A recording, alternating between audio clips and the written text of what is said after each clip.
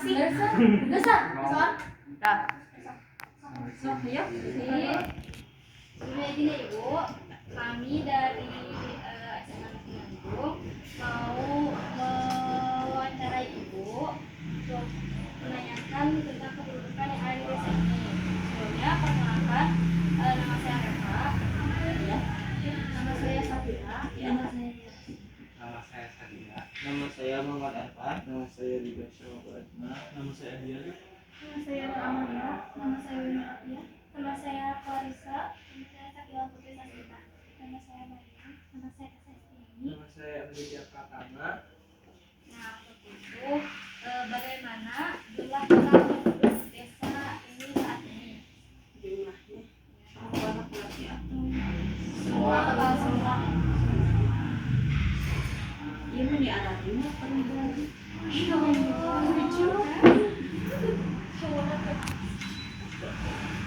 Semua hari ini semuanya diusulkan mungkin hari ini aja atau sama besok? Hari ini aja.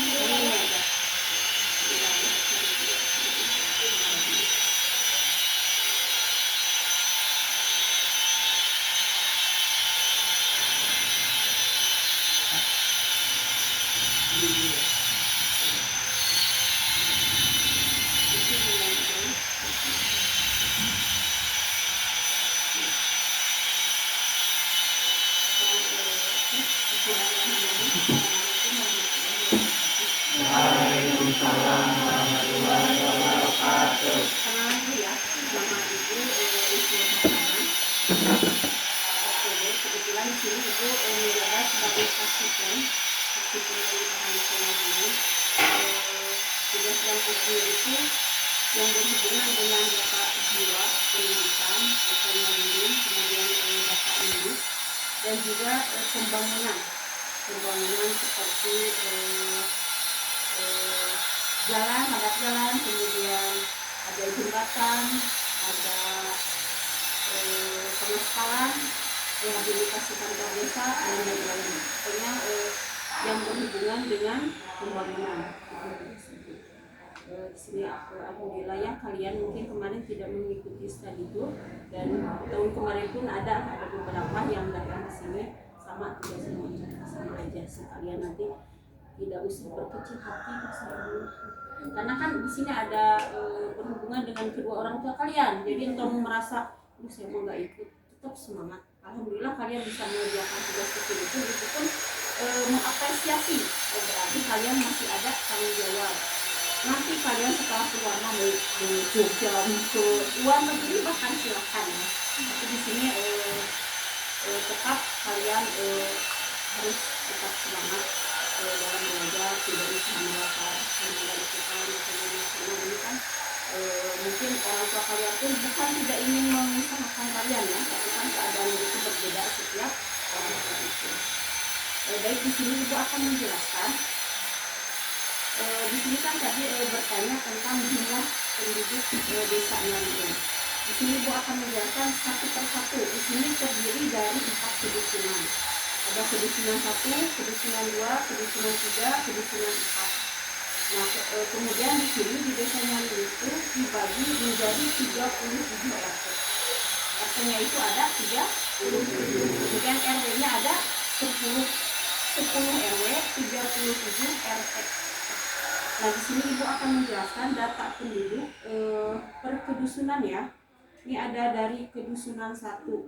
Dari kedusunan 1 itu RT 1 dan 1 ini dijumlah semua aja ya. Soalnya kalau dijelaskan per RT itu lebih rinci lagi. Nah, kalau untuk kepala keluarganya itu untuk kedusunan 1 terdiri dari 748 kakak. Kakak itu apa? Kepala keluarga. Misalkan ada kepala keluarga itu kan biasanya dominan laki-laki. Nah, misalkan ada yang suaminya meninggal kemudian punya anak, otomatis si ibunya itu menjadi kepala keluarga. Bukan berarti kepala keluarga itu harus laki-laki. Nah, gimana kalau yang nggak punya suami itu jadi ke ibunya yang menjadi kepala keluarga.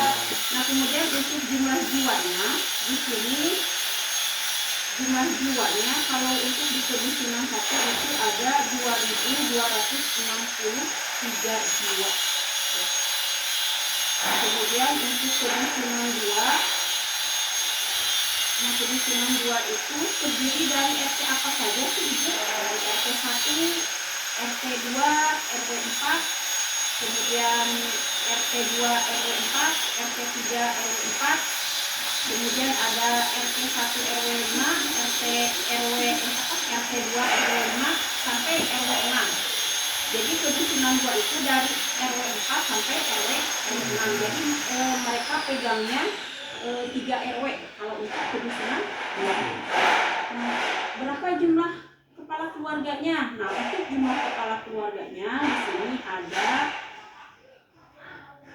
590 kepala keluarga, ya. Itu untuk yang berdomisili di kedusunan 2. Kemudian jumlah penduduknya itu ada 1656 jiwa untuk kedusunan 2. Nah, kemudian di sini untuk kedusunan 3 terdiri dari berapa RW sih Bu? Kalau untuk kedusunan 3, nah itu ada di 2 RW, RW 7 dan RW 8, berikut RT-RT-nya. Nah, untuk jumlah jiwa di kedusunan 3 itu ada jumlah kakaknya ya, jumlah kepala keluarganya itu ada 514 kepala keluarga.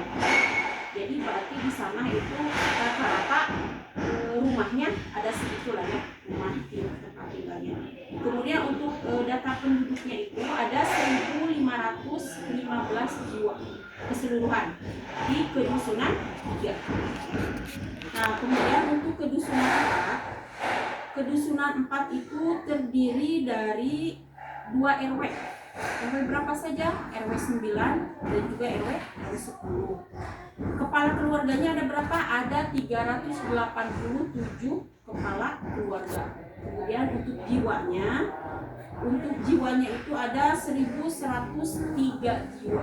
Itu untuk kedusunan 4. RW berapa? 9. Mungkin itu untuk sekilas rangkuman saja untuk data-data penduduk yang ada di Indonesia. Ya, kalau ini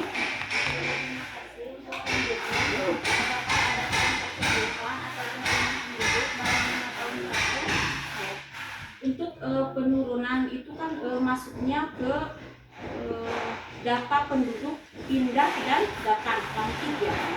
Nah, kalau yang untuk itu tetap tidak ada pengurangan yang signifikan, tidak ada pula penambahan yang signifikan. Jadi setiap tahunnya itu ada seimbang. Misalkan kalau ada yang menikah nih, perempuannya warga desanya dulu, kemudian menikah dengan orang Bandung, otomatis kan istrinya itu diambil oleh suaminya, diambil pindah ke tempat suaminya. Mungkin itu setiap tahun itu tidak ada kenaikan dan juga penurunan yang signifikan untuk pindah datang warga desanya dulu. Paling ditambah oleh kelahiran bayi. Rata-rata kelahiran bayi per bulan itu bisa dirata-ratakan 2 sampai 4 orang ya. Bagaimana komposisi penduduk berdasarkan usia seperti anak-anak, dewasa, dan lansia? Data penduduk per usia juga ada. Nah, paling nanti ini bisa kirimnya per tahun ya. Soalnya kalau dijelaskan itu kan dari 0 sampai 5 tahun, dari 5 tahun sampai 10 tahun itu banyak sekali. Sampai usia di atas 80 tahun ke atas. Paling nanti kalau misalkan tanya datanya, paling nanti ibu kirim. Apakah mayoritas penduduk desa itu bekerja di bidang pertanian, industri atau biasa? Kalau penduduk desa Ngalimuk ini mayoritasnya itu kebanyakan di pertanian. Kemudian peternakan itu tidak terlalu banyak ya, tapi dominan itu lebih banyak itu ke pertanian. Bagaimana tingkat pendidikan penduduk di desa ini? SD, SMP, SMA, sampai SMA. Kalau untuk tingkat pendidikan juga ada ya, maksudnya laporannya. Kalau perlu nanti ibu kirim juga filenya. Kalau untuk ada juga yang SD tidak lulus, itu banyak ya. kebanyakan itu orang tua yang sekitar usianya 60 tahun ke atas, ada beberapa. Kemudian ada lagi yang PNS juga banyak, S1, S2. Sekarang itu alhamdulillah sekarang pendidikan itu masyarakat itu sudah mulai punya bukan image ya, punya pemahaman kalau pendidikan itu sangat penting. Jadi jarang sekali di usia remaja, usia produktif yang hanya lulusan SMP. Tapi masih ada, cuman tidak begitu banyak dibanding 15 tahun ke belakang itu kan dominan masih banyak ya yang lulusan SMP. Alhamdulillah sekarang kita di sini kan sekolah SLTA itu udah mulai ada beberapa ya, jadi tidak perlu kita sekolah ke kota, ke luar daerah. Alhamdulillah di dalam daerah pun banyak udah ada sekolah yang syaratnya itu hampir sama, udah sama dengan sekolah yang ada di apakah ada fasilitas kesehatan untuk penduduk desa? Oh, untuk fasilitas kesehatan kita itu untuk tingkat desa itu belum ada ya. Cuman kita ada tingkatnya untuk kecamatan, yaitu ada puskesmas. Kemudian di sana udah bisa melayani rawat inap untuk ibu-ibu yang melahirkan. Puskesmas saja. Selanjutnya bagaimana akses penduduk desa terhadap air bersih dan listrik? Ya, kebetulan di desa itu ada program pembangunan SKB. SKB itu apa sih? SKB adalah saluran air bersih. Seperti misalkan kalau di satu wilayah itu ada mata air. Nah, bagaimana? Berarti itu menjadi tugas pemerintahan desa, bagaimana air bersih itu bisa mengalir ke setiap rumah. Nah, makanya kita ada program SAB saluran air bersih itu.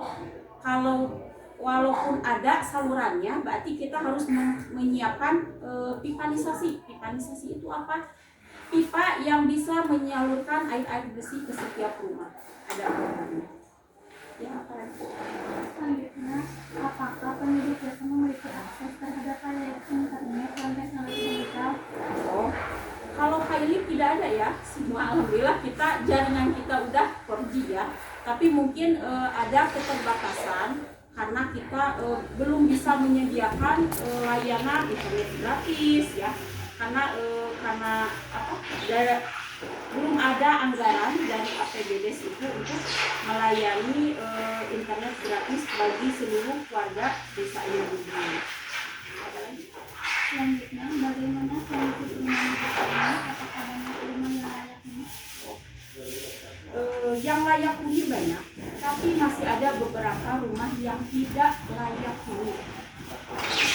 Kemudian bagaimana langkah-langkah pemerintahan desa untuk mengatasi hal itu? Yang pertama, kita mengadakan ada program Rukilahu itu apa? Membangun agar rumah yang tidak layak huni menjadi rumah yang layak huni. Kebetulan di tahun ini kita juga ada beberapa unit ya. Mungkin nanti pelaksanaannya November, kalau enggak November Desember kita sudah melaksanakan pembangunan untuk rumah layak huni. Apakah ada program dari pemerintah yang secara khusus ditujukan untuk meningkatkan kesejahteraan penduduk desa? Program dari pemerintah itu ada beberapa bantuan yang kita salurkan kepada masyarakat. Salah satunya itu adalah bantuan tunai BLT, bantuan langsung tunai, yang bersumbernya dari DD dana desa. Kebetulan kita setelah COVID itu udah berapa tahun ya, dari COVID sampai saat ini kita masih melaksanakan program itu, dan sampai tahun depan masih ada 1 tahun ke depan. Mungkin itu beberapa upaya pemerintah desa untuk sedikit mengurangi beban masyarakat yang memang membutuhkan mendapatkan. Selanjutnya, bagaimana tingkat migrasi penduduk? Apakah banyak warga desa yang pindah ke kota?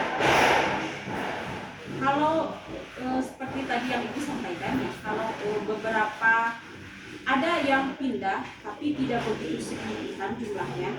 Jadi hanya misalkan ada kepala keluarganya yang pindah pekerjaan, ya kan, hanya ada beberapa saja. Tidak misalkan kan kalau imigrasi itu berapa ratus orang tidak ada biasanya. Hanya lampir aja laporan datang pindah biasa saja. Ada lagi?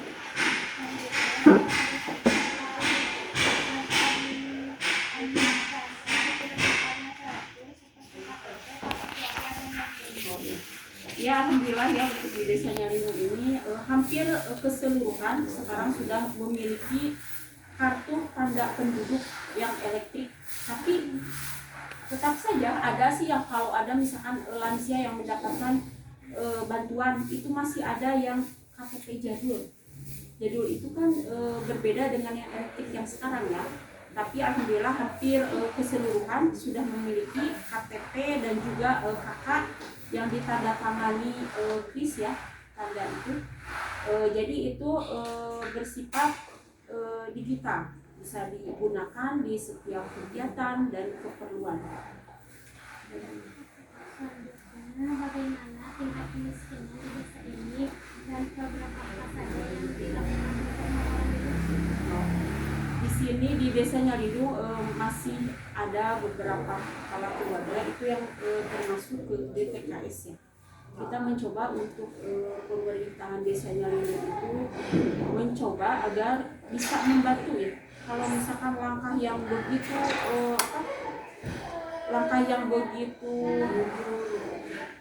ekstrim itu nggak bisa desa. Soalnya apa?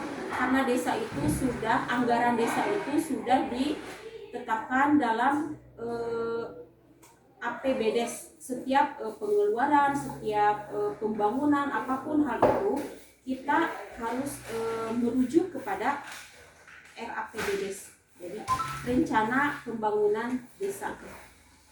Dan Bagaimana? Apakah ada kelompok masyarakat yang membutuhkan perhatian khusus seperti lansia, disabilitas, atau anak-anak? untuk lansia itu ada ya. Alhamdulillah sekarang kepala desa sekarang itu kan beliau sebagai relawan. Jadi kepala desa sekarang itu bisa memberikan bantuan walaupun tidak anggarannya itu tidak masuk kepada RAPBDes, tapi beliau bisa memberikan bantuan seperti kursi roda, kemudian tongkat ya, kemudian alat benar itu bisa diupayakan oleh kepala desa. Untuk lansia itu ya, kemudian untuk yang disabilitas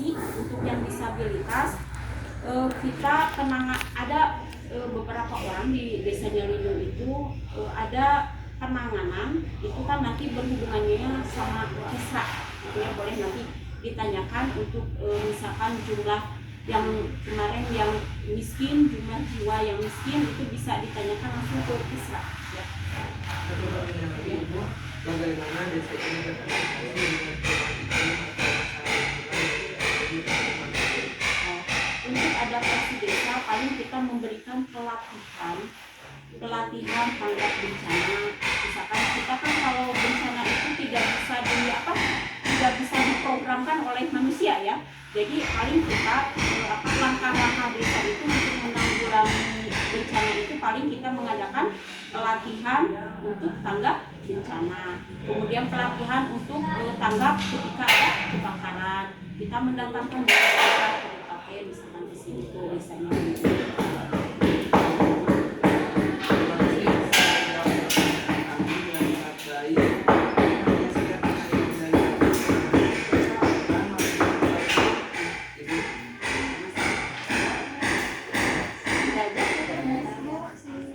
Nanti misalkan kalau ada hal yang untuk apa ini boleh